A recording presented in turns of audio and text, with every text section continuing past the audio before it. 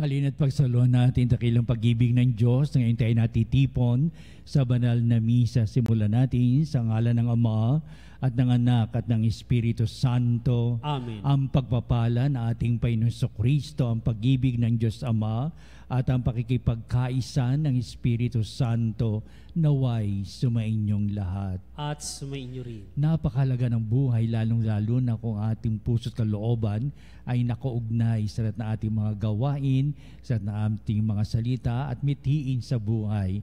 Sa puso't kalooban, dito nangungusap ang Diyos sa kanyang mapagpalang pag-aaruga. Dito nakikita natin ang nilalandas na magandang buhay sa matuwid na pamumuhay, ika nga. Kaya upang tayo'y maging marapat na gumanap sa banal pagdiriwang na ito'y aminin natin ang ating mga pagkukulang, humingi tayo sa Diyos ng kanyang awa at patawad. Inaamin ko sa makapangyarihang Diyos at sa inyo mga kapatid na lubha akong nagkasala sa isip, salita at sa gawa at sa aking pagkukulang, kaya isinasamo ko sa mahal na Birheng Maria, sa lahat ng mga anghel at mga banal, at sa inyo mga kapatid na ako'y panalangin sa Panginoong ating Diyos.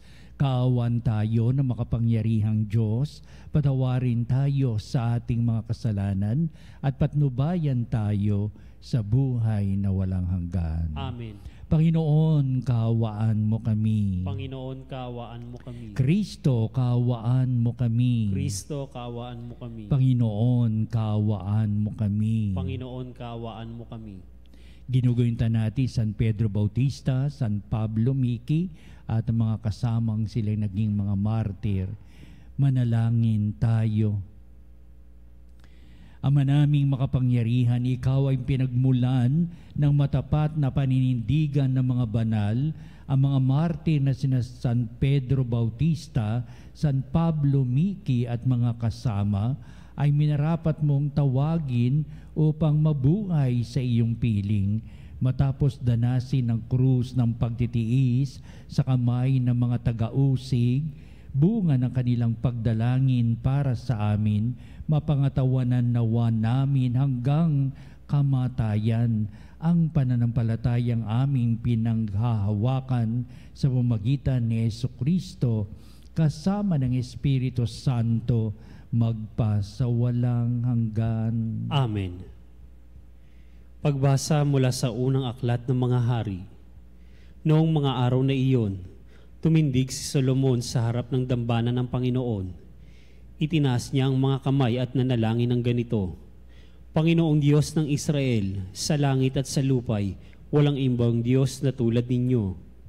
Tapat kayo sa inyong mga pangako, sa inyong mga alipin, walang maliw ang pag-ibig na ipinadama ninyo sa kanila habang sila'y nananatiling tapat sa inyo. Maaari bang manirahan sa lupa ang Diyos kung ang langit, ang kataas-taasang langit, ay di sapat na maging tahanan ninyo? Ito pa kayang hamak na tahanang aking itinayo? Gayunman dinggin ninyo ang dalangin at pagsamo ng inyong alipin, O Panginoon. Aming Diyos, dinggin ninyo sa araw na ito ang panawagan ng inyong alipin. Huwag ninyong iwaglit sa inyong paningin, araw-gabi ang templong ito. Yamang kayo ang may sabi na ang pangalan ninyo'y mamalagi rito. Sa gayon, maririnig ninyo ang bawat dalangin ng inyong alipin, tuwing mananalangin sa pook na ito. Dinggin ninyo ang inyong alipin at ang inyong bayan tuwing kami nananalangin sa lugar na ito. Dinggin ninyo kami buhat sa inyong luklukan sa langit at patawarin ninyo kami. Ang salita ng Diyos. Salamat sa Diyos. Ang templo mo'y aking mahal, Diyos na makapangyarihan. Ang templo mo'y aking mahal, Diyos na makapangyarihan. Nasasabik ang lingkod mong sa patio mo ay pumasok. Ang buo kong pagkatao'y umaawit na may lugod. Sa masayang pag-awit ko, pinupuri buhay na Diyos. Ang templo mo'y aking mahal, Diyos na makapangyarihan. Panginoon, sa templo mo, mga maya'y nagpupugad. Maging ibong layang-laya sa templo mo'y nagagalak. May inakay na kalinga sa tabi ng iyong altar. O poon, hari namin at Diyos na walang kupas. Ang templo mo'y aking mahal, Diyos na makapangyarihan. Mapalad na masasabi, silang dooy tumatahan at palaging umaawit. Nagpupuring walang hanggan. Basbasan mo, Panginoon, yaong hari naming mahal. Pagpalain mo po siya, yamang ikaw ang humirang. Ang templo mo'y aking mahal, Diyos na makapangyarihan. Kahit isang araw lamang, gusto ko pa sa templo mo. Kaysa 1,000 araw na iba ang tahanan ko. Gusto ko pang maging bantay sa pinto ng iyong templo.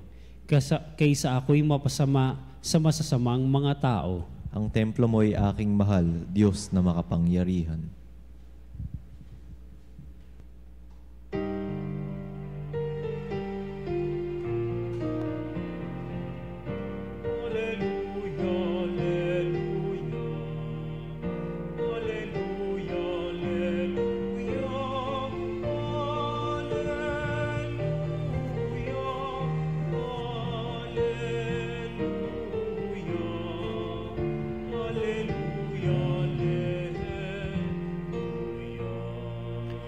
Sa salita mo akitin ang puso ko at loobin, nang ikaw ay aking sundin.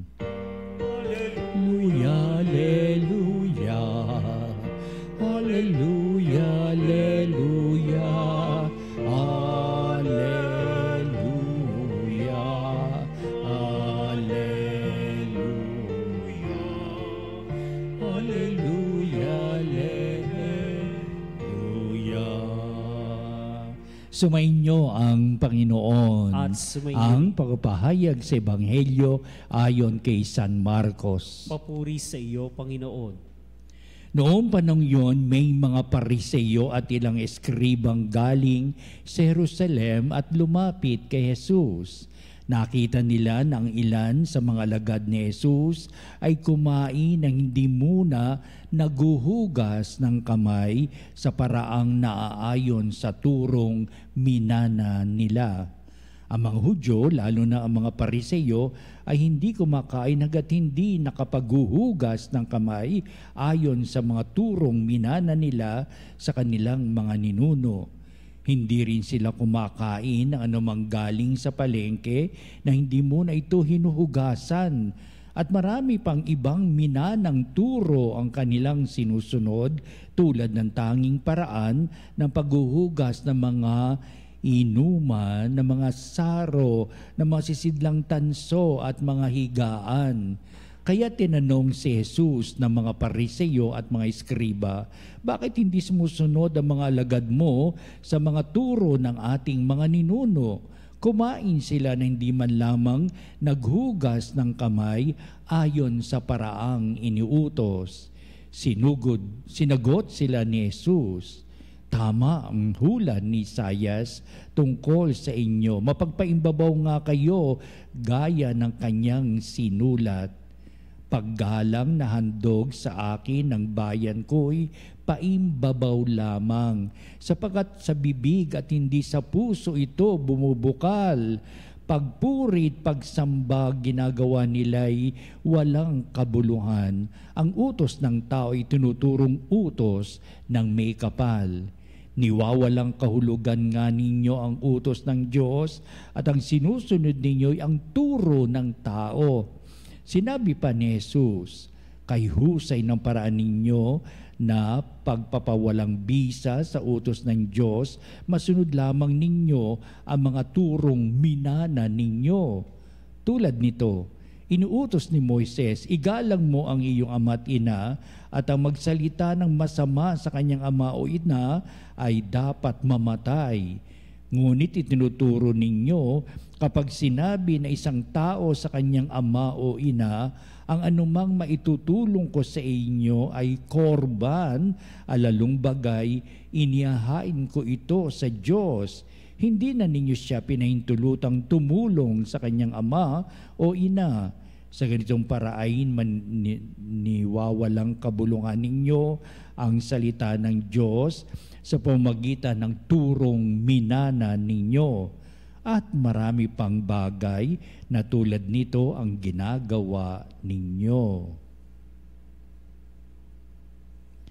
Ang mabuting balita ng ating kaligtasan. Pinupuri ka namin, Panginoong Hesukristo.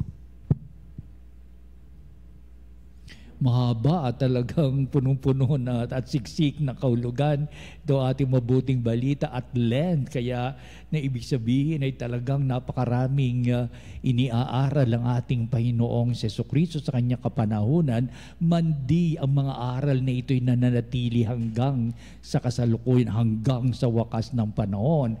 May bisa at kahulugan sa isang makasaysayang naganap sa pangyayari sa buhay ni Kristo, kanyang mga alagad.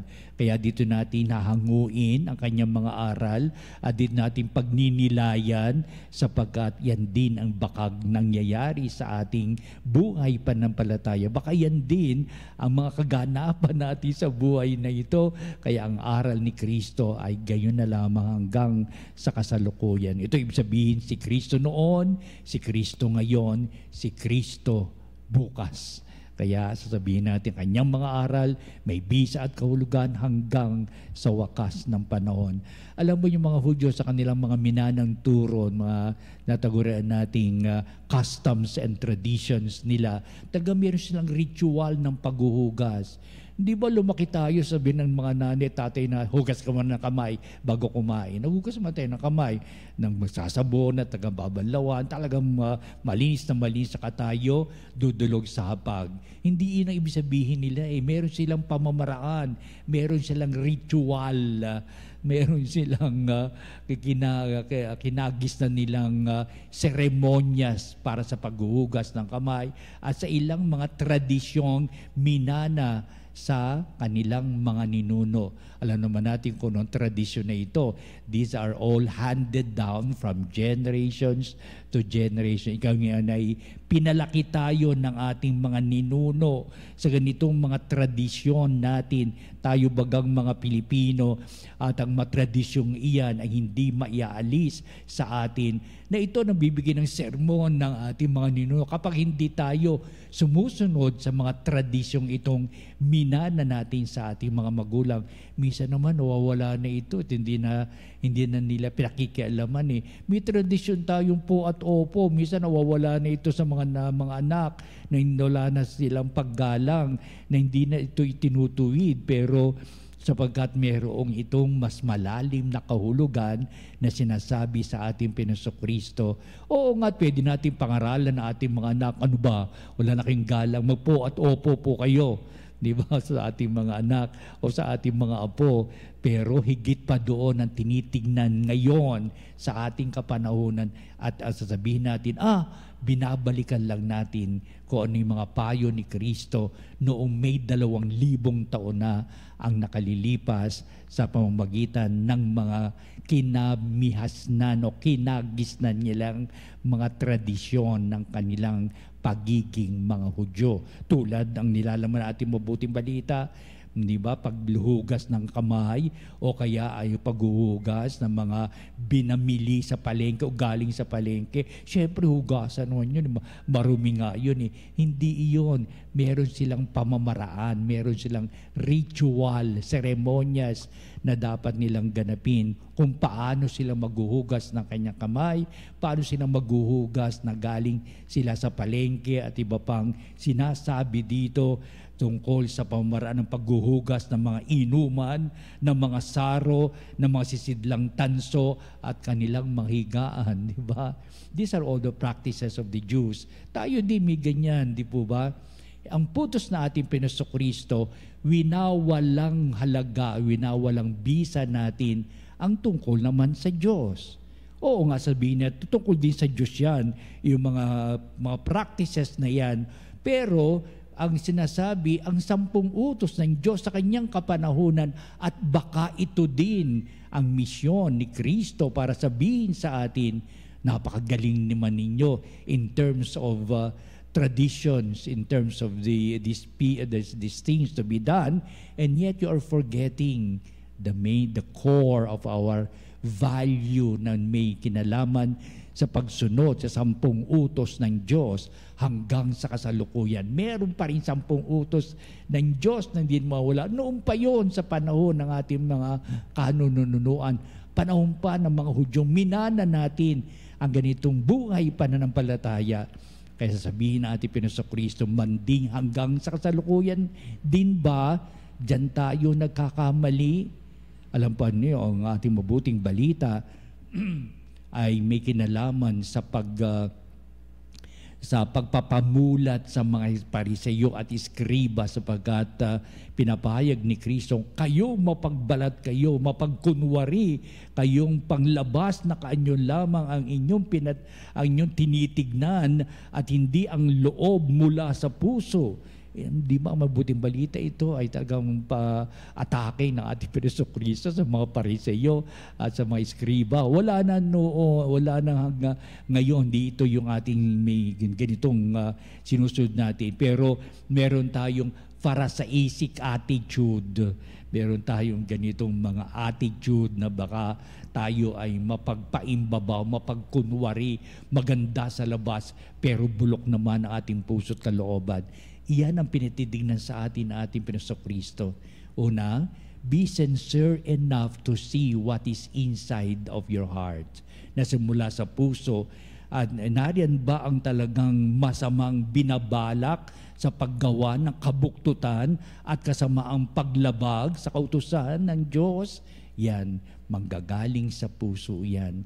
Ikalawa, nariyan ba talaga ang fidelity, yung una, sincerity, ngayon ang fidelity, katapatan natin sa Diyos, at hindi upang ipakita ang panglabas na katapatan natin sa Diyos, syempre manggagaling din ito mula sa puso and by the heart, in the name of your love for God, everything now to be taken and seriously be done perfectly well.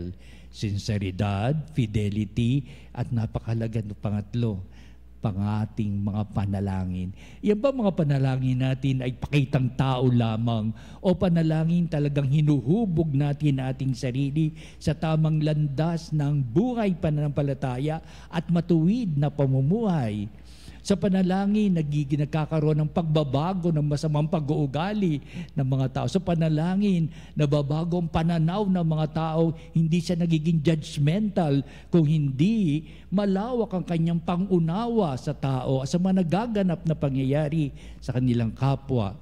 Kaya, ibig sabihin, 3 bagay ang binigay sa atin: the sincerity of our hearts, hindi po ba? The fidelity to God, and in prayer that we ought to see the goodness of the Lord, not to make it an outward disposition, but coming from the heart, the good disposition, what is our way of life. Kaya sa mahabang pahayag ng mabuting balita, ano ang takbo ng buhay mo sa ngayon? Paano mo pinatatakbo ang buhay mo sa araw-araw? Ito ba ay para makita ang panglabas mong kaanyuan o hindi nakikita ng Diyos ang iyong pag-uugali o attitude, ang iyong pamamaraan para sa buhay na itinatalaga mo ang iyong sarili, ipakita mo sa iyong kapwa na may malinis kang kalooban na nagagaling ito sa pagpapala ng Diyos ngayon at magpa sa walang hanggan. Amen.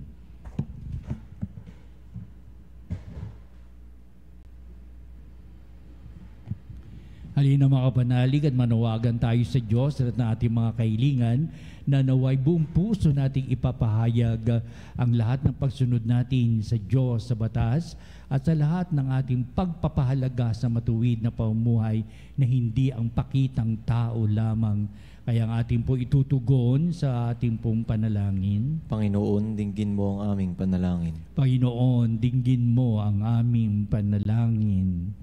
Ang mga namumuno ng ating simbahan, naway laging gabayan ng liwanag ng Ebanghelyo at huwag nawa nilang hanapin ang seguridad sa mga makamundong istruktura. Manalangin tayo sa Panginoon. Panginoon, dinggin mo ang aming panalangin. Bilang isang komunidad, naway wag nating isara ang ating mga mata sa tunay na pangangailangan ng mga mahihirap na ating kasakasama. Manalangin tayo sa Panginoon. Panginoon, dinggin mo ang aming panalangin. Ang lahat ng Kristiyano, naway mapagtanto na makikita sa ating pakikitungo sa ating mga kapwa ang tunay na pagsasabuhay ng kalooban ng Diyos. Manalangin tayo sa Panginoon. Panginoon, dinggin mo ang aming panalangin. Ang mga may sakit, naway mapalakas sa kanilang kahinaan at mapalaya sa kanilang mga karamdaman. Manalangin tayo sa Panginoon. Panginoon, dinggin mo ang aming panalangin. Ang mga kapatid nating pumanaw ay magkamit nawa ng kapayapaan ng Diyos. Manalangin tayo sa Panginoon. Panginoon, dinggin mo ang aming panalangin. Manalangin din tayo sa lahat ng ating mga sariling kahilingan. Mga panalig, dito natin itataas ang ating mga pagnanais na makamit ang pagpapala ng Diyos. At napakahalaga ang hubugin ating puso at kalooban, nagmumula ito sa puso at hindi ang buhay ay kung pang ano ang panglabas na kanyuan. At upang patuloy tayong kalingain at hagdan sa pagtugon sa lahat ng ating mga iyong pagdalangin. Kaya ang lahat na ito hiniling natin sa pamamagitan ni Jesucristo kasama ng Espiritu Santo magpasawalang hanggan. Amen.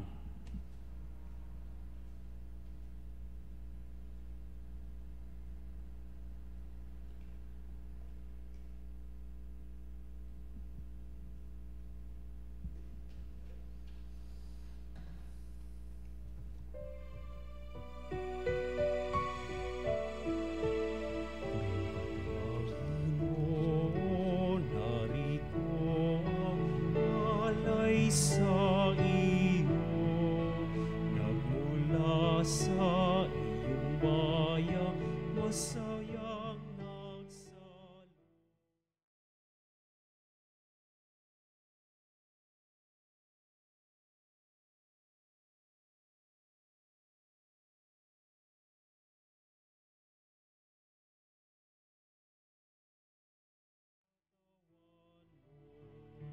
Panginoon, Panginoon, alay sa iyo, ng iyong bayang nagpupuri, nagkaisa sa iyo.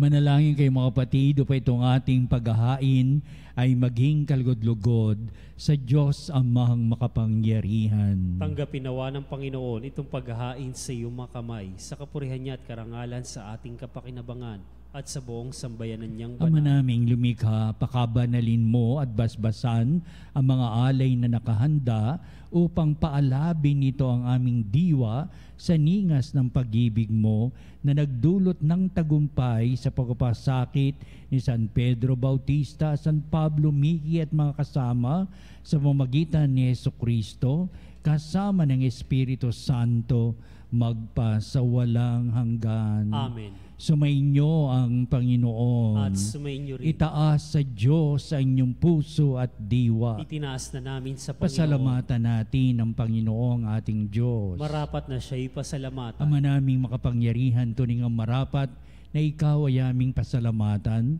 Ngayong aming kagalakan ni San Pedro Bautista at San Pablo Miki at mga kasama ay parangalan. Sila'y kapanalig naming may paninindigan na ikaw ay pahayag kahit sila'y mamatay, sapagkat minarapat mong kanilang matularan ang iyong anak na naghain ng sariling buhay. Tulad na naganap sa iyong anak, ang dugo ng mga martir ay dumanak, hindi dahil sa katatagang likas, kundi dahil sa iyong bigay na lakas.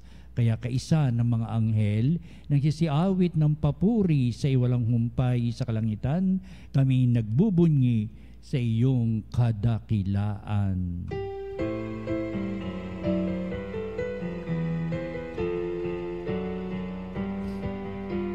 Santo, Santo, Santo, Diyos makapangyarihan, puspos na luwalhati ang langit at lupa.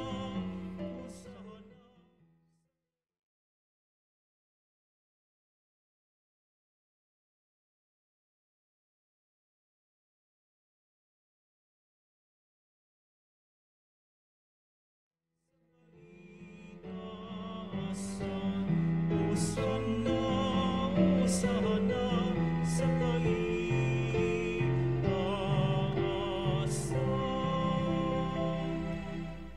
Ama naming banal, ikaw ang bukal ng tanang kabanalan, kaya't sa pamamagitan ng Espiritu mong banal, ang mga kaloob na ito, upang para sa amin ay maging katawan at dugo ng aming Panginoong Jesucristo. Bago niya pinagtiis ang kusang loob na maging handog, hinawakan niyang tinapay, pinasalamatan kanya, pinagati-hati niya yon, iniabot sa kanyang mga lagad at sinabi, "Tagapin niyong lahat ito at kanin, ito ang aking katawan na ihahandog para sa inyo."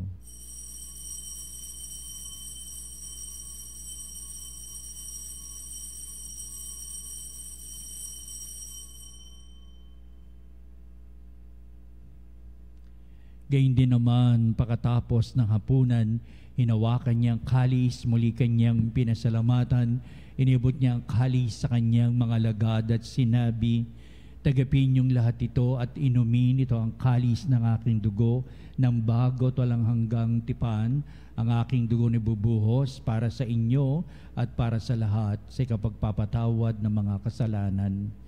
Gawin niyo ito sa pag-alaala sa akin."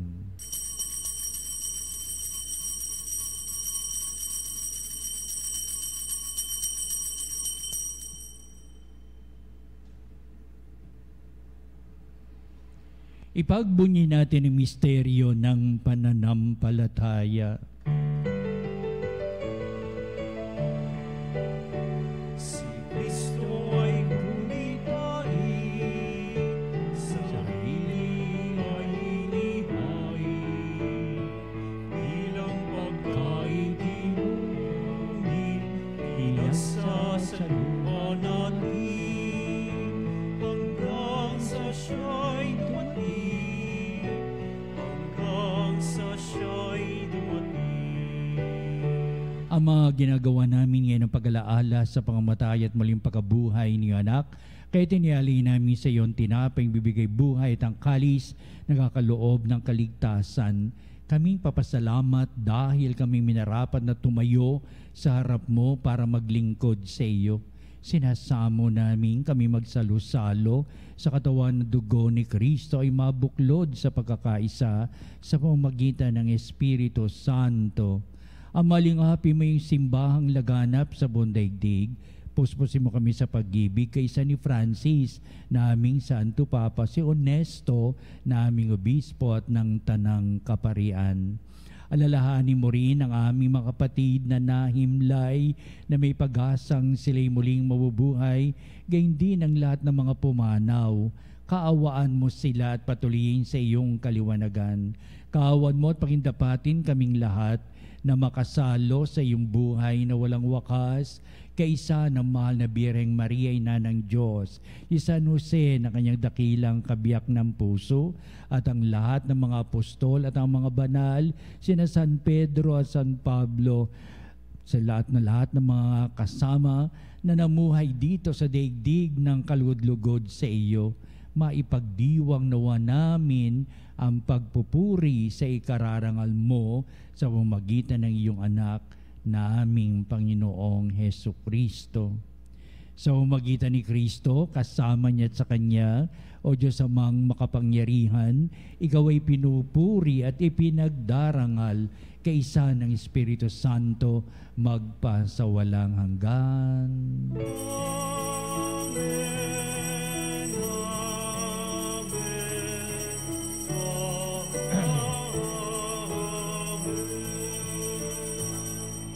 pag-aalay ng buhay na nagagaling sa puso kalooban, ang pagpapahayag sa kadakilaan ng Diyos.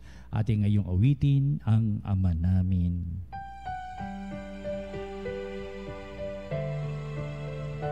Ama namin,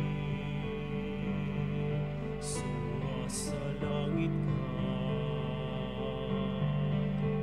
sambahin ang ngalan mo.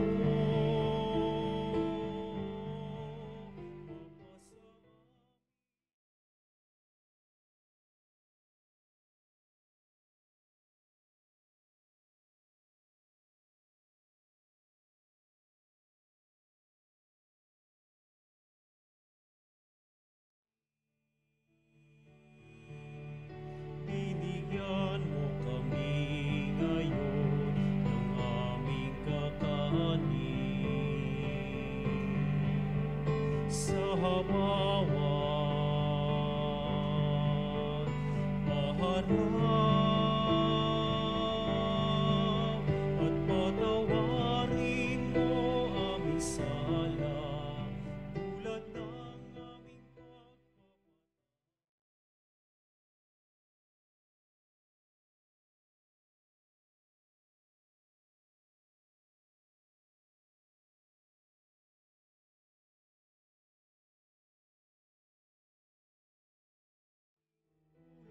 tukso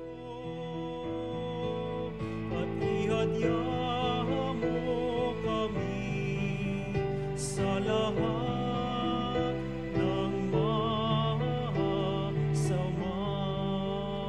Hinihiling namin kami ay Diyos sa lahat ng masama, pagkalooban ng kapayapaan araw-araw, iligtas sa kasalanan at ilayo sa lahat ng kapahamakan, samantalang aming pinanabikan ang dakilang araw ng pagpapahayag ng tagapagligtas naming si Hesu Kristo. Sapagkat sa iyo kaharian at ang kapangyarihan at ang kapurihan magpakailanman. Amen. Pero sa Kristo, sinabi mo sa mga apostol, kapayapaan ang iniiwan ko sa inyo, ang aking kapayapaan ang binibigay ko sa inyo.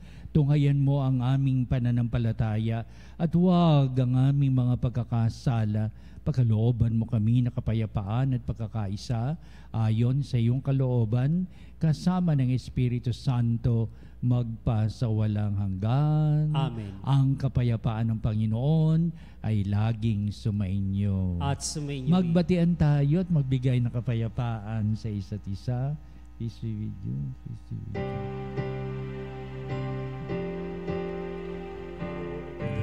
Pero ng Diyos na nag-aalis ng mga kasalanan ng mundo, maawa ka sa amin.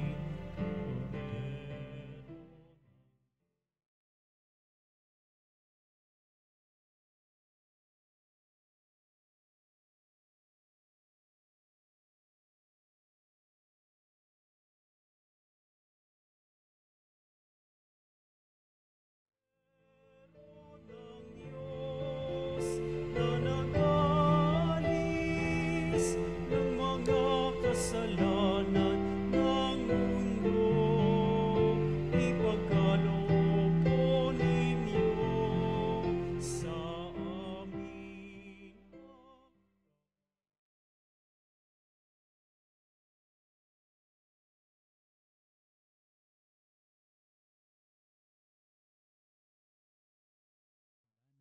Ng sanglibutan, mapalad ang tinatawag sa piging ng kordero. Panginoon, hindi ako karapat-dapat na magpatuloy sa iyo, ngunit sa isang salita mo lamang ay gagaling na ako.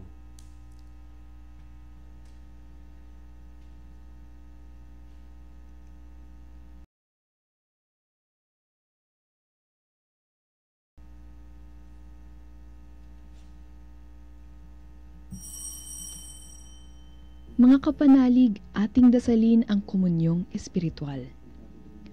O Jesus, nananalig ako sa pananahan mo sa kabanal-banalang sakramento.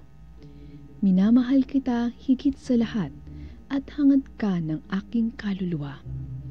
Hindi ko man matatanggap ngayon ang iyong katawan at dugo, inaasahan ko na patuloy kang mamumuhay sa aking puso.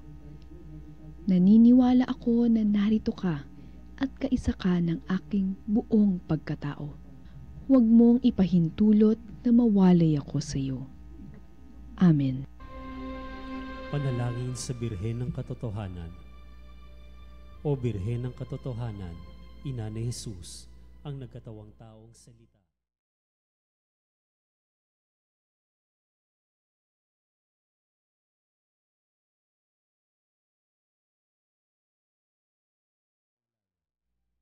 Sa oras ng hirap at pagsubok, linawin mo sa akin na nasa krus ang tagumpay.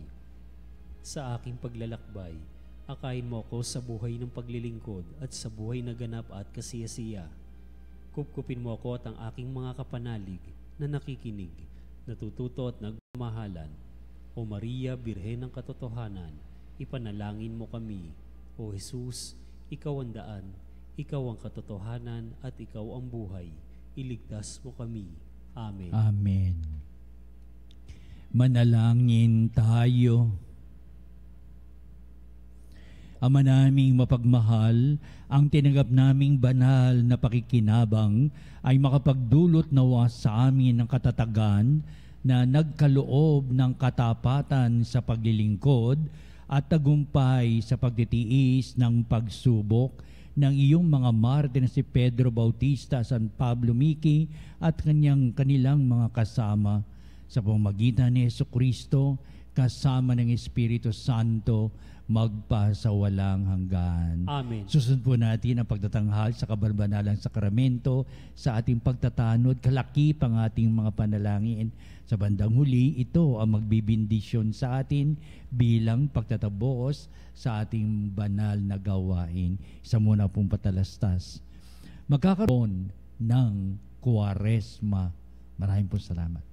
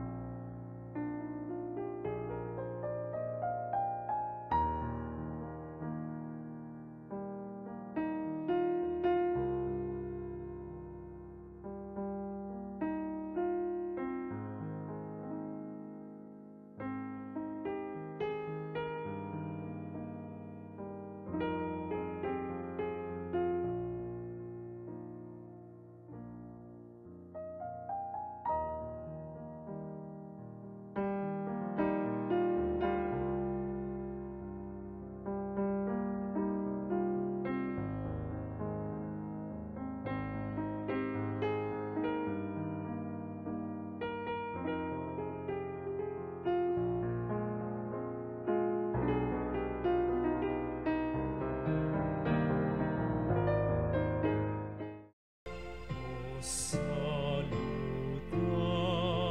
Iisus Dia, et celibat Iisus Dia, ella pecus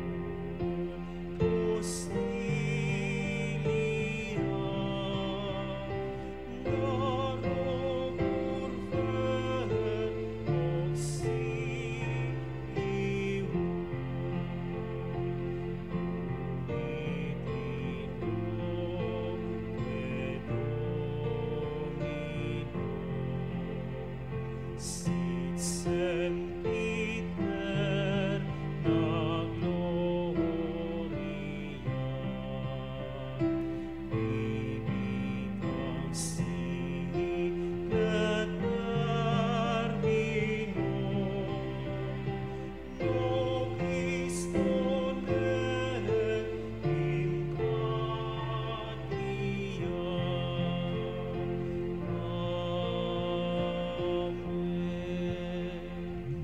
Mga kapanalig, bilis ang bayang tinawag ng Ama kay Jesucristo na pinagbuklod sa iisang katawan, tayo'y manikluhod at sumamba sa Panginoong Hesukristo sa kabanalang sakramento sa altar. Sa sandaling ito ng pagpupuri at pagsamba sa banal na sakramento, alalahanin natin ang ating mga kapanalig na kasama natin ngayong nakikinig at nakasubaybay sa ating himpilan. Higit sa lahat, ang ating mga may sakit at mga nakaratay sa banig ng karamdaman, ang mga nasa pagamutan at kanilang tahanan, at ang lahat na tanging sa Diyos lamang umaasa ng kagalingan. Gayon din, panalangin natin ang mga nanghihinaan sa kanilang pananampalataya, ang mga nakararanas na matinding kalungkutan, takot at pangamba, ang mga wawala ng pag-asa at lakas ng kalooban. O Diyos, halina at kami tulungan. O Panginoon, magmadali ka sa iyong pagdamay. Papuri sa Ama at sa Anak at sa Espiritu Santo. Kapara noong una, ngayon at magpasawalang hanggan. Amen. Purihin ang makapangyarihang Ama na nagsugo sa kanyang bugtong na anak upang tayo'y maipagkasundo sa Kanya. Pinupuri ka namin ngayon at kailanman. Purihin ang Panginoong Hesukristo, ang Kordero ng Diyos, na nag-alay ng Kanyang katawan at dugo bilang pagtubos sa sala ng tanan. Pinupuri ka namin ngayon at kailanman.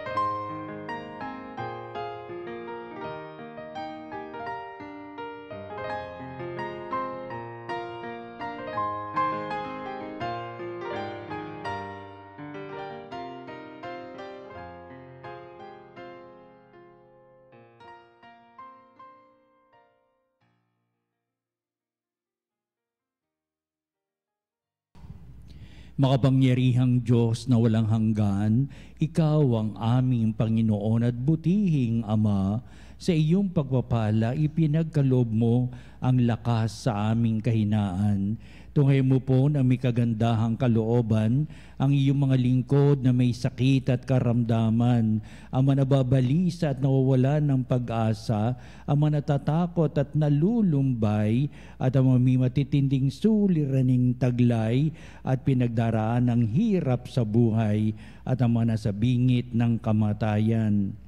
Pagalingin at aliwin mo po sila sa kanilang mga karamdaman at ibalik sa kalusugan at kapanatagan ng kalooban upang mabatid nila ang iyong kabutihan at sila'y magpasalamat sa iyong banal na pangalan.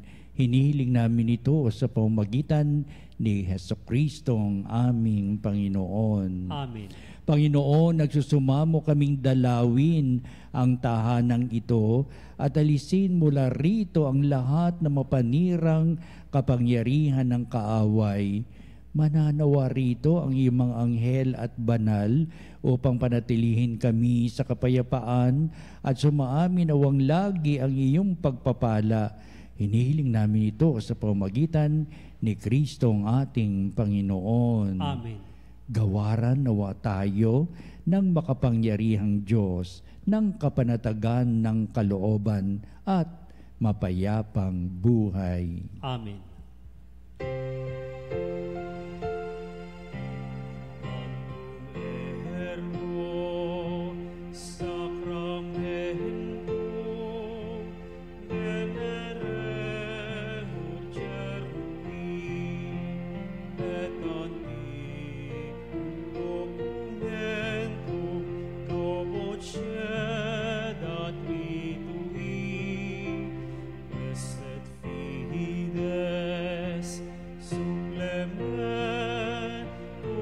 sensu defectui.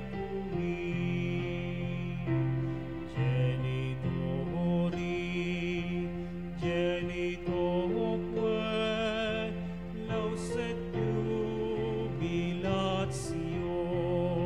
saluso, lor virtus quoque, sit et benedictio, procedenti, cabur troque, comparsi, laudatio. Amen. Amen. Panem Dei cielo, prestatisti eiis. Omne delectamentum in se habente. Oremus. Deus, qui nobis sub sacramento mirabili, passiones tue memoriam reliquisti, tribue quesimus, et nos corporis et sanguinis, tui sacra mysteria venerari, ut redemptiones tui fructum in nobis iudicer sensiamus, qui vives et reinas in saecula saeculorum. Amen.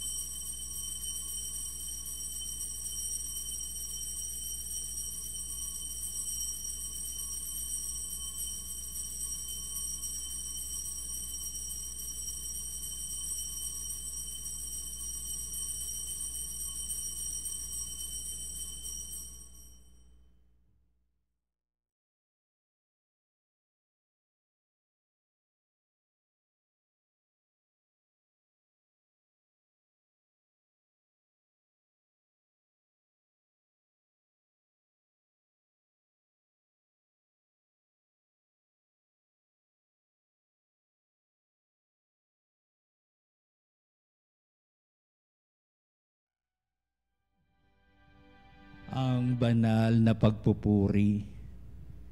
Purihin ang Diyos. Purihin ang Diyos. Purihin ang kanyang banal na pangalan. Purihin ang kanyang banal na pangalan. Purihin si Jesucristo, Diyos na totoo at tao namang totoo. Purihin si Jesucristo, Diyos sa totoo at tao namang totoo. Purihin ang ngalan ni Jesus. Purihin ang ngalan ni Jesus. Purihin ang kanyang kabanabanalang puso. Purihin ang kanyang kabanal-banalang puso. Purihin ang kanyang kamal-mahalang dugo. Purihin ang kanyang kamahal-mahalang dugo. Purihin si Jesucristo sa banal na sakramento sa altar. Purihin si Jesucristo sa banal na sakramento sa altar. Purihin ang Espiritu Santo ang mga aliw. Purihin ang Espiritu Santo ang mga aliw. Purihin ang dakilang ina ng Diyos, si Maria Santissima. Purihin ang dakilang ina ng Diyos, si Maria Santissima. Purihin ang kalisinisang paglilihi sa Kanya. Purihin ang kalinis-linisang paglilihi sa Kanya. Purihin ang kanyang malalhating pag-aakyat sa langit. Purihin ang kanyang maluwalhating pag-aakyat sa langit. Purihin ang ngalan ni Maria, Birhen at Ina. Purihin ang ngalan ni Maria, Birhen at Ina.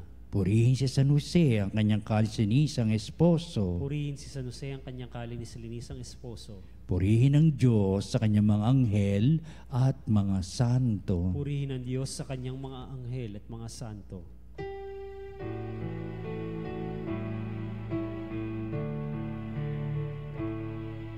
Sacramentus soli, o sacrament divine,